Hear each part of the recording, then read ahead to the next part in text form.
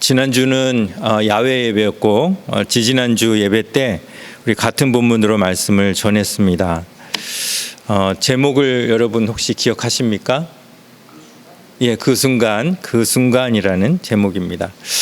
베드로가 예수님께 신앙 고백을 하는 그 순간 교회의 씨앗은 이 땅 위에 뿌려졌습니다. 성도 개인이 예수가 성인이나 선지자에서 그리스도요 하나님의 아들임으로 믿어지는 순간이 있는데 그 순간이 있어야 하나님 나라의 백성이 될 수 있습니다. 신앙 고백을 하는 베드로에게 예수님은 내가 복이 있도다라고 말씀하셨습니다. 자, 왜 이 순간이 복이 있는 순간일까요? 인생의 가장 큰 복은 바로 예수 그리스도가 누구신지를 알고 고백하는 것이기 때문입니다. 이 순간이 없다면 인생에 어떤 성공을 거둔다 해도 그 사람은 복 있는 사람이 아니지만 이 순간을 경험한 사람은 인간적인 성공 여부를 떠나 어떤 환난이나 시련이 닥쳐온다 해도 그는 여전히 복된 사람이라고 할 수 있을 것입니다. 그래서 바울은 빌립보서 4장 12절 13절에서 이렇게 이야기합니다.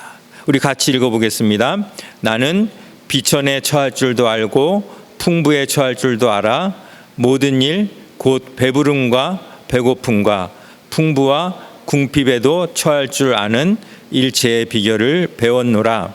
내게 능력 주시는 자 안에서 내가 모든 것을 할 수 있느니라. 예. 세상 사람들의 관심은 어디 있을까요?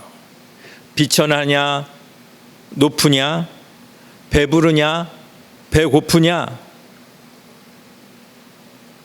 그것이 사실은 세상 사람들의 관심의 전부입니다.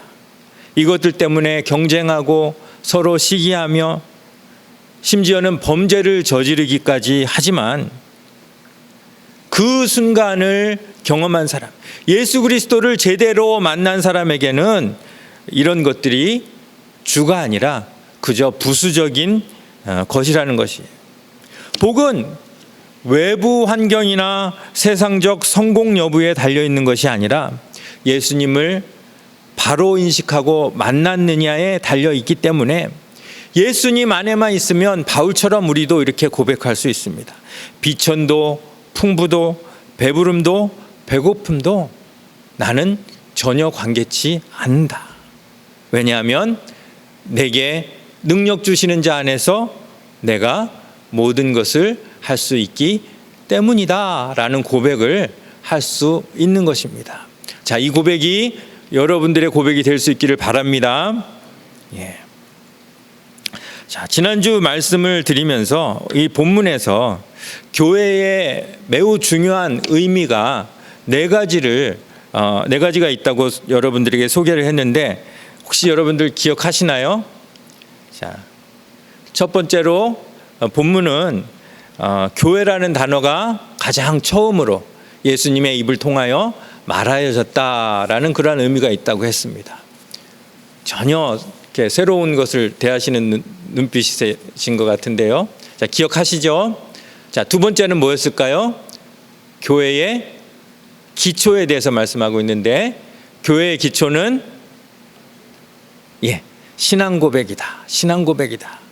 건물이나 사람, 프로그램이 아니라 교회의 기초는 신앙 고백이다.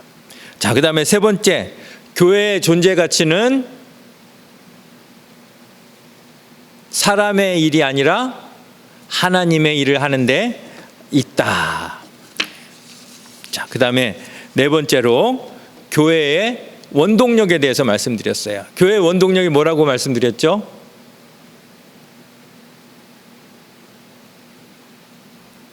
교회의 원동력은 살고자 하는 데 있는 것이 아니라 죽고자 하는 데 있다.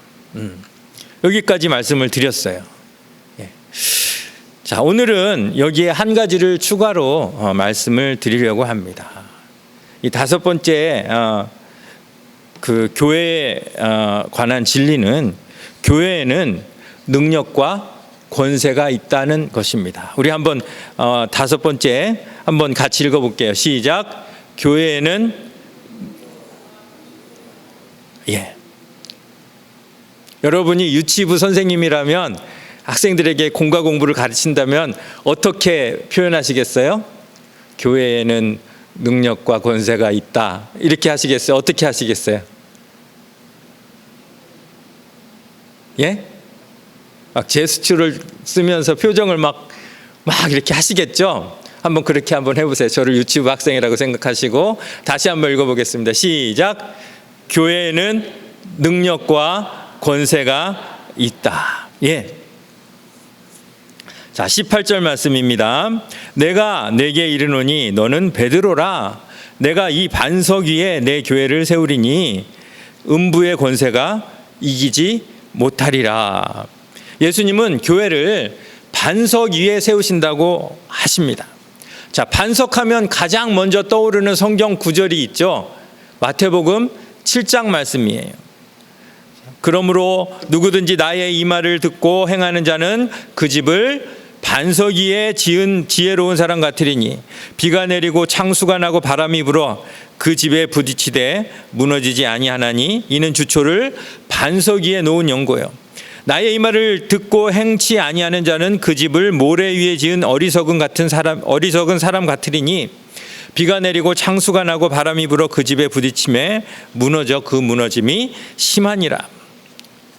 만일 교회가 모래 위에 지어졌다고 생각해 봅시다. 무슨 일이 생길까요? 사탄의 먹잇감이 될 것입니다. 아니, 먹잇감이 아니라 놀이개감이 될 것입니다. 실컷 사탄이 놀다가 교회를 무너뜨릴 것입니다. 그런데 감사하게도 예수님은 교회를 모래 위가 아닌 반석 위에 세운다고 말씀하십니다. 더 이상 무너지지도 놀이개감이 될 필요도 없습니다. 자, 교회를 다른 말로 이야기하면 하나님 나라 혹은 그리스도의 왕국이라고 할 수 있습니다. 예수님이 보좌에 앉아 계시고 그 다스림을 따르는 백성들이 순종하는 그러한 단체가 교회이기 때문입니다. 실제로 예수님은 다윗의 후손으로 오셔서 다윗의 왕위를 이으셨습니다. 그런데 다윗의 왕국과 예수님의 왕국을 한번 생각해 보십시오. 같은 왕국인데 그 견고함과 능력에 있어서는 매우 큰 차이가 있습니다. 다윗의 왕국은 매우 굳건했습니다. 그런데 결과적으로 어떻게 됐습니까? 그 굳건한 다윗의 보좌가 무너져 버렸어요. 하지만 예수님이 세우신 보좌는 영원히 무너지지 않는 그런 보좌라는 것이에요. 왜냐하면 그 보좌가 세워진 곳이 모래가 아니라 반석이기 때문이에요. 세상 왕들은 보좌를 자기의 권세 위에, 자기의 힘 위에, 자기의 무력 위에 세우지만 그 결과는 결국 무너지고 맙니다. 세상 어떤 위대하고 강력했던 왕이라 할지라도 무너지지 않은 왕이 없어요. 하지만 신앙 고백 위에 세워진 예수님의 보좌는 절대 무너질 수가 없습니다. 아멘입니까? 그 굉장히 중요한 건데 여러분들 막 눈을 똑바로 뜨시고 막 아멘을 하셔도 모자란데 뭐 내일 아닌지 이렇게 들으시는 것 같은데 그러시면 안 됩니다. 자, 다시 한번 말씀드립니다. 신앙 고백 위에 세운 예수님의 보좌는 절대 무너지지 않습니다. 그것이 교회입니다. 예수님이 제자를 택하는데 그 당시에도 힘 있고 권세 있고 부자인 그런 사람들이 많았습니다. 근데 그런 사람을 택하지 않으시고 12명 못 배우고 못 가진 그러한 사람들을 선택하신 이유가 무엇일까요?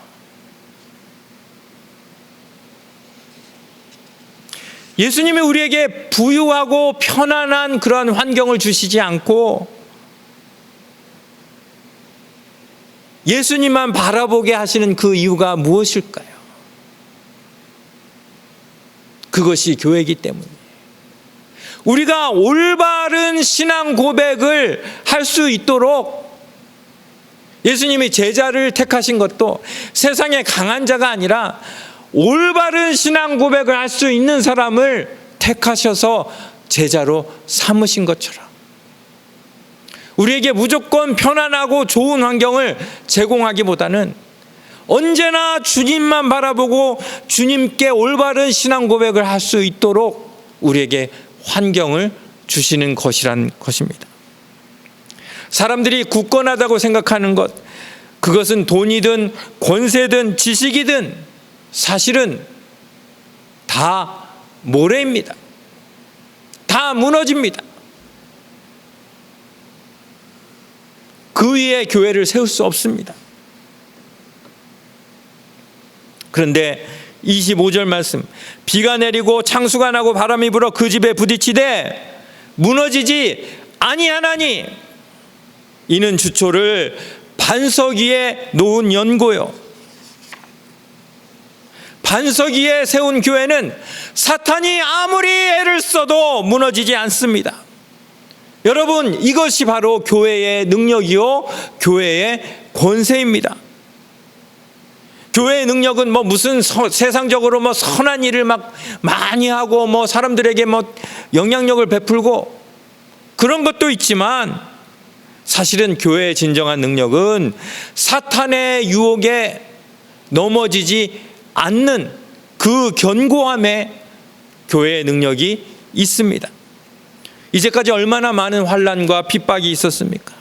하지만 우리 선조들은 그 환난 가운데서도 기어이 이 신앙 고백을, 이 교회를 지켜냈습니다. 이것이 바로 교회의 진정한 능력이기 때문입니다. 히브리서 11장 말씀, 또 어떤 이들은 희롱과 채찍질뿐 아니라 결박과 옥에 갇히는 시험도 받았으며 돌로 치는 것과 톱으로 켜는 것과 시험과 칼에 죽는 것을 당하고 양과 염소의 가죽을 입고 유리하여 궁핍과 환난과 학대를 받았으니.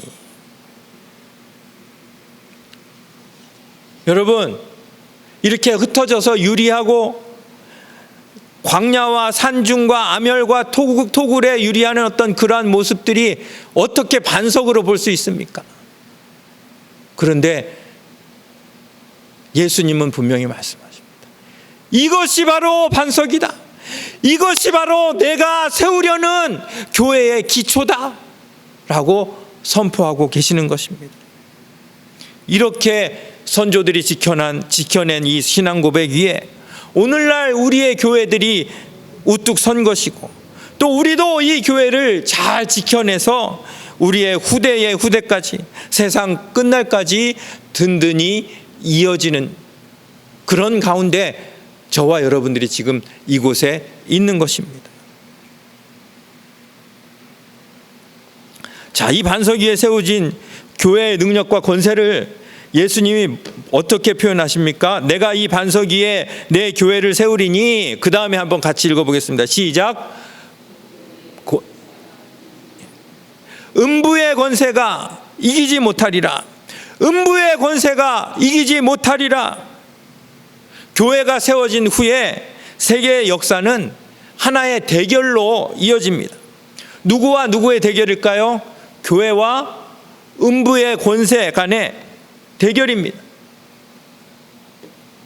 세계사를 보면 여러 가지 사건들이 있었죠. 나라가 망하기도 하고, 전쟁도 하고, 왕이 위대한 일을 이루기도 하고, 여러 가지 사건들이 있었습니다. 하지만 이 모든 사건들은 역사의 큰 줄기, 이 교회와 음부의 권세 간의 대결이라는 이 큰 줄기에서 파생된 그냥 잔가지일 뿐입니다. 세계사는 줄곧 이 교회와 음부의 권세 간의 대결로 진행되어 왔습니다. 그런데 여러분, 이 대결의 결과가 이 본문에서 지금 이미 결정됐다고 선포를 하고 계시지 않습니까? 자, 결과가 어떤 결과입니까?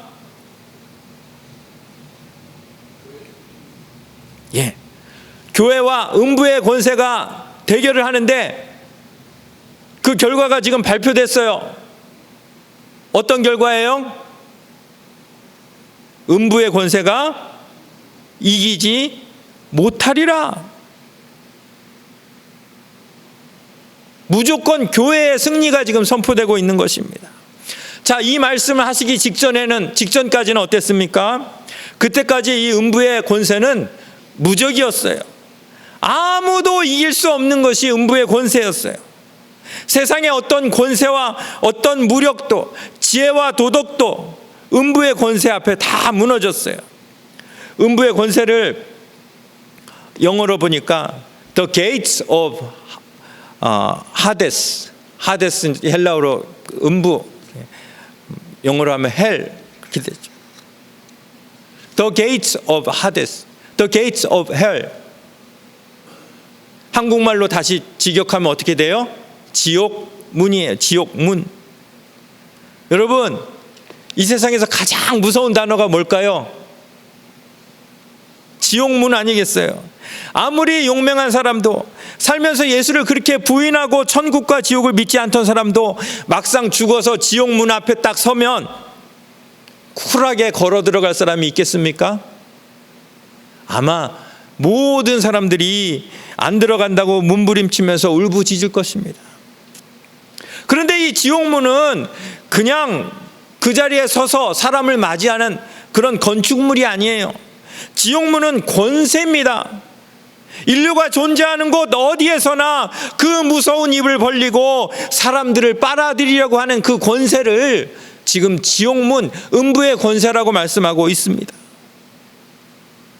에덴 동산에서 범죄한 아담에게 하나님이 뭐라고 얘기하십니까? 반드시 죽을 것이다. 이것은 다른 말로 하면, 아담에게는 너 반드시 죽을 것이다 라고 얘기했지만, 다른 말로 하면 하나님이 지금 누구에게 말하고 있는 것이에요? 음부의 권세에게 네가 모든 사람들을 다 빨아들일 수 있다라고 지금 허용하시는 그런 말씀이에요. 그런데 예수님께서 본문에서 이 절대 권력, 절대 진리를 깨트리는 선언을 하고 계십니다. 음부의 권세가 이기지 못하리라. 음부의 권세가 이기지 못하리라.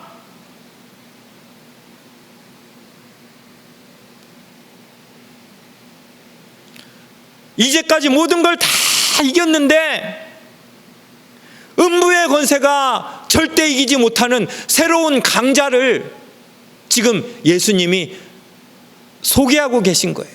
그 강자가 누굽니까? 교회. 이것이 바로 교회의 능력이요, 교회의 권세인 것입니다. 그러니 여러분, 교회를 우리가 우습게 여기면 됩니까? 안 됩니까? 안 돼요. 교회만큼 좋은 선물이 어디 있습니까? 우리에게 주신 가장 강하고 가장 좋은 선물이 교회예요. 여기에 모인 사람만 보면 우습게 볼 수 있을지도 몰라요.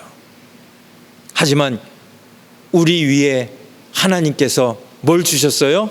능력과 권세를 주셨어요. 어떤 능력과 어떤 권세? 음부의 권세가 절대 이길 수 없는 그런 능력과 권세를 주셨기 때문에 교회는 우리가 가진 미국 시민권보다도, 이미 당첨된 로또 복권보다도, 그 어떤 것보다도 존귀한 것이라는 것이에요. 그래서 교회를 절대 여러분 우습게 보지 마세요. 우리의 삶 가운데 가장 감사하고 가장 사랑해야 하는 것이 교회예요. 그래서 티모티 드와이트라는 사람은 이렇게 고백했어요. 이 교회 위하여 눈물과 기도로 내 생명 다하기까지 늘 봉사합니다.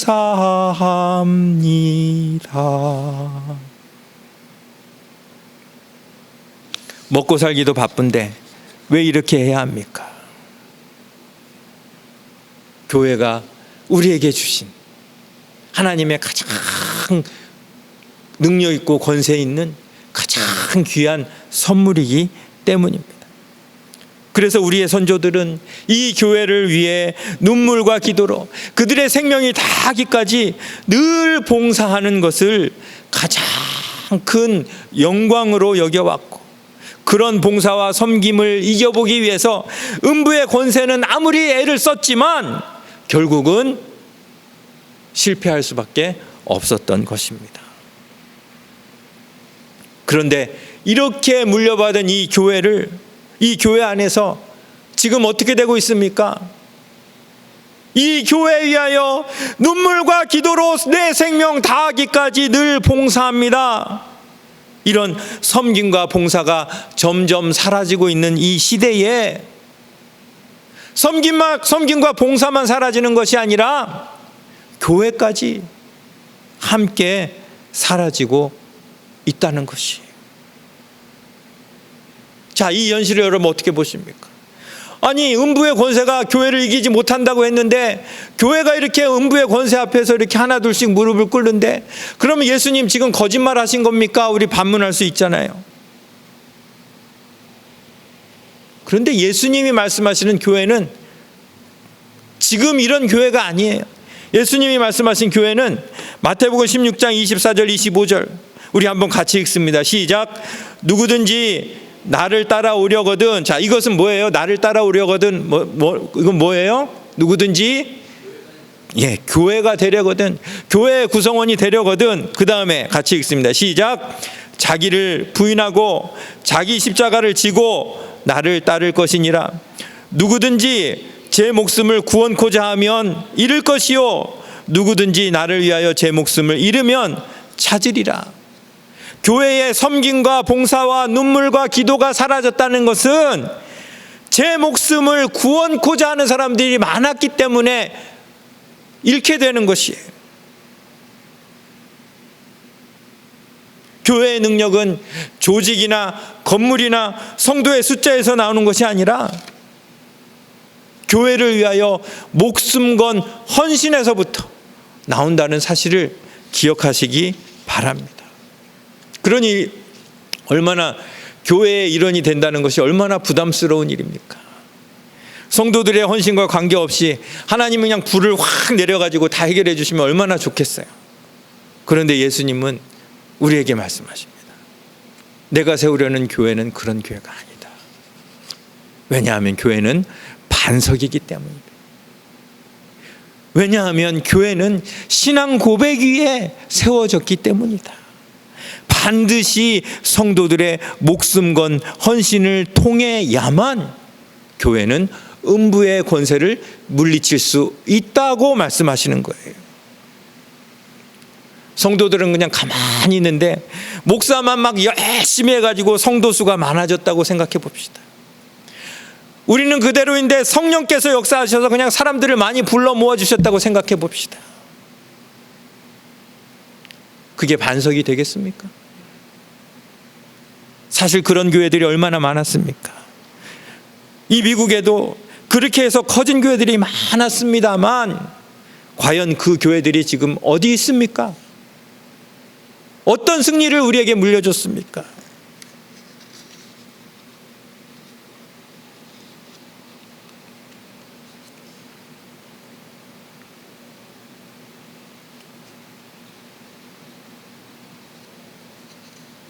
성도의 가치는 어디에 있을까요?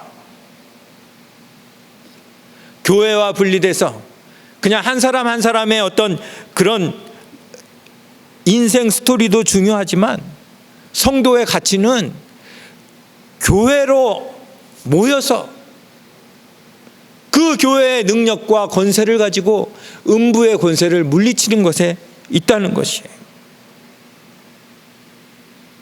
그래서 성경은 우리의 하나됨을 계속 강조하는 거예요. 너 왜 형제에게 그렇게 하니? 내가 너를 용서한 것처럼 너도 형제를 용서해 주지 않아요? 용서해 줘야 되지 않겠니? 너 형제가 이렇게 헐벗고 굶주리고 있는데 너 왜 그냥 보고만 있니? 왜 못 본 채 지나가니?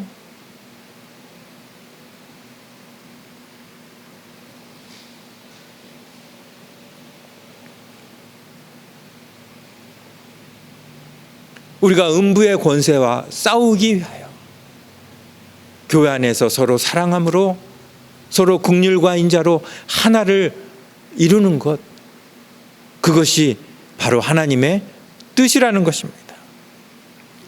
수틀리면 그냥 언제든 떠날 수 있는 것이 교회가 아니에요.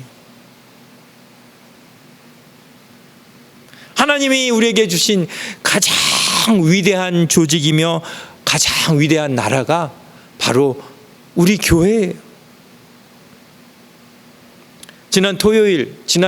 어제 말고요, 18일 날 토요일 저녁에 아주 경사스러운 일이 있었어요. 텍사스 포트 월스에서 있었던 이 반 클라이번 그 피아노 콩쿠르에서 한국의 18살 피아니스트인 임윤찬 군이 우승을 했어요. 미국 사람들이 제 이름도 은찬이라고 쓰면은 윤찬이라고 이렇게 읽거든요. 그래서 저하고 좀 이름이 많이 비슷해요. 임윤찬인데 그 L을 갖다가 K로 바꾸면은 김은찬이 돼서 제가 조금 더 관심 있게 봤어요. 근데 대회가 끝난 후에 막 사방에서 이 우승자 임윤찬 군에 대한 관심이 막 쏟아졌어요. 그런데 저는 이 대회를 처음부터 인터넷 중계로 봤어요. 결선 마지막 연주, 이 라흐마니노프의 피아노 콘체르토 3번을 연주할 때는 막 심장이 터질 것 같은 그런 긴장을 가지고 막 이걸 봤어요. 근데 얼마나 잘하는지 모르겠어요.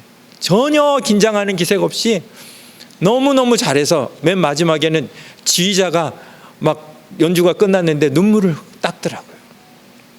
여러 보도들 중에서 영상 하나를 여러분들한테 한번 소개를 해드리겠습니다. 여러분도 한번 아시는 게 좋을 것 같아서요.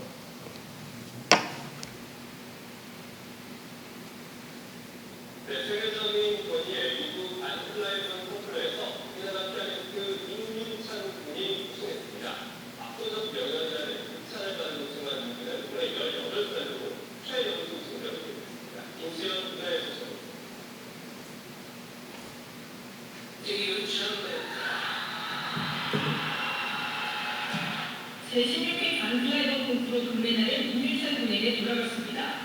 올해 18살, 이 콩쿠르 역사상 최연소 우승입니다. 임윤찬 군의 결선 후 라흐마니노프 협주곡 3번은 압도적인 명연이라는 극찬을 받았습니다. 20회 초등학교 연습곡 전곡을 연주한 준결선을 비롯해 매 라운드마다 밴드하고 탁월한 연주로 화제가 됐습니다. 그는 2019년 15살 때 유니상 국제음악 콩쿠르 최연소 우승을 차지하며 사실의 유망주로 주목받아왔고 한국예술종합학교의 재학 중입니다. 금메달과 함께 신장 최고 연주상과 수상까지 받았지만 정작 자신은 예상치 못한 상을 받아 당황스럽다며 더 고민하고 전진하겠다고 말했습니다.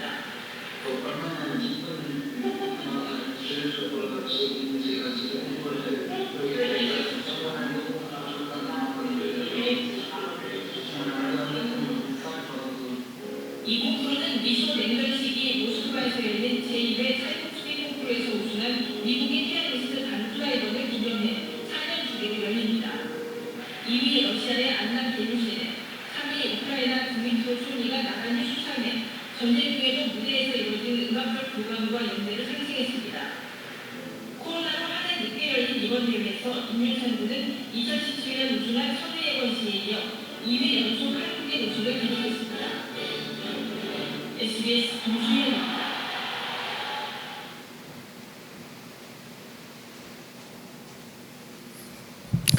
여러분 잘 들리셨어요? 이 영상을 보시니까 어떠세요?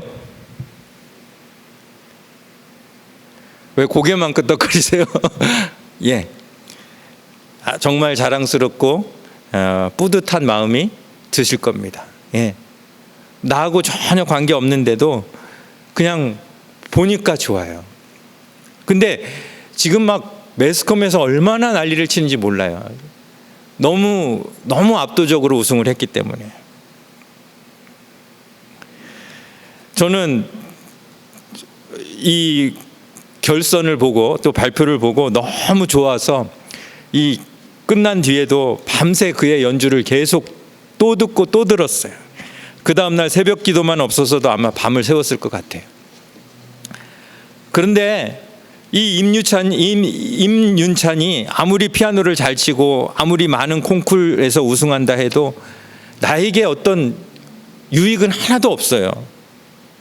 그럼에도 불구하고 이렇게 많은 사람들이 막 열광하고 자랑스러워하고 뿌듯해하고 마치 자기 일처럼 기뻐하고 있어요. 그가 18살이에요.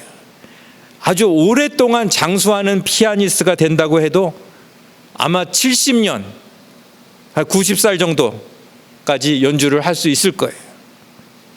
자, 그 70년이 사람들에게 도대체 무슨 의미가 있기에 사람들은 이렇게 열광하고 기뻐하는 것일까요? 그러면서 제가 이 임윤찬에 대한 어떤 흥분과 기대와 기쁨과 이렇게 그것을 느끼다가 갑자기 이 교회에 대한 말씀을 생각해 보게 됐어요.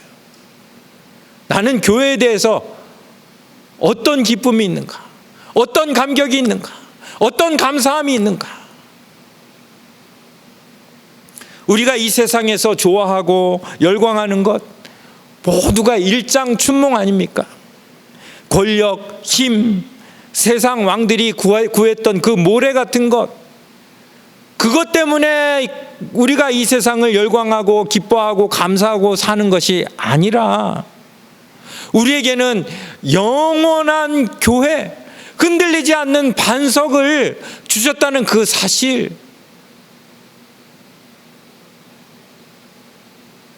그 사실에 정말 여러분들 기뻐하고 감사하고 감격하고 계십니까?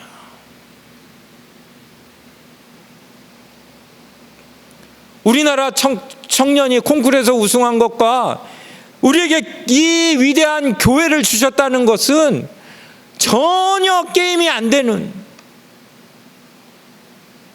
너무나 놀라운 은혜를, 선물을 교회를 통해서 우리에게 지금 주신 거예요. 어떤 사람은 세상적으로 성공할 수도 있고 실패할 수도 있습니다.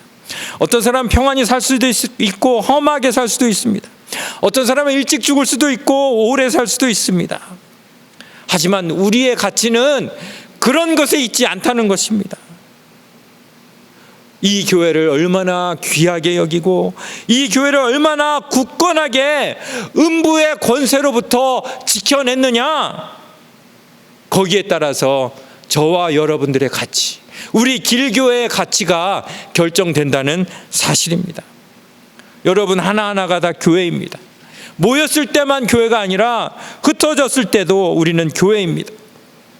입으로 신앙 고백을 할 때만 교회가 아니라 말하지 않아도 삶으로 예수님을 고백하는 사람이 진정한 교회요, 성도입니다.